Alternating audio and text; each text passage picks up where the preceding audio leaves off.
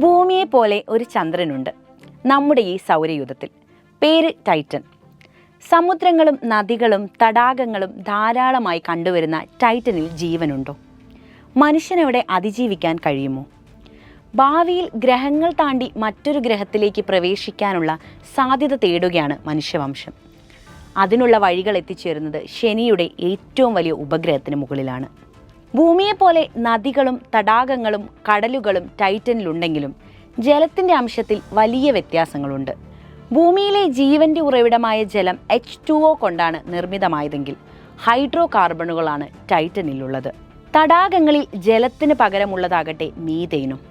സൗരയൂഥത്തിൽ സാന്ദ്രതയേറിയ അന്തരീക്ഷമുള്ള ഏക ഉപഗ്രഹമാണ് ടൈറ്റൻ. വർഷങ്ങളായി നാസ നടത്തിയ പരിവേഷണത്തിനൊടുവിലാണ് ജെയിംസ് വെബിൻ്റെ ഇൻഫ്രാറെഡ് ക്യാമറ ഉപയോഗിച്ച് ടൈറ്റൻ്റെ അന്തരീക്ഷം നിരീക്ഷിച്ചത്.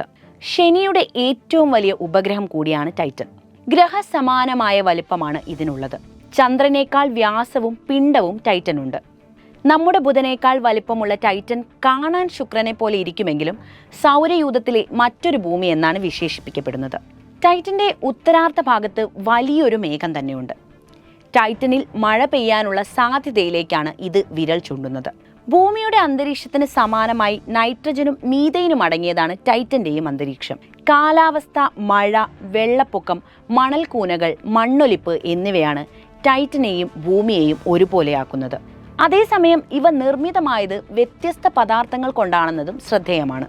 ടൈറ്റനിലേക്ക് ഒരു യാത്ര പോകുന്നതിനെക്കുറിച്ച് ഓർത്തു നോക്കൂ. ഭൂമിയിൽ നിന്ന് ഒരുപാട് അകലെയാണ് ടൈറ്റൻ സ്ഥിതി ചെയ്യുന്നത്. ബഹിരാകാശ യാത്ര നടത്തുമ്പോൾ പ്രകാശത്തിൻ്റെ വേഗതയ്ക്ക് ഒപ്പമാണ് സഞ്ചരിക്കേണ്ടത്. അങ്ങനെയാണെങ്കിൽ ഭൂമിയിൽ നിന്ന് ഏകദേശം 1.2 ബില്യൺ കിലോമീറ്റർ അകലെയാണ് ശനിയുടെ ഈ ഉപഗ്രഹം സ്ഥിതി ചെയ്യുന്നത്. ശനിയുടെ വലയങ്ങളിലൂടെ ടൈറ്റനിലേക്ക് പ്രവേശിക്കാം.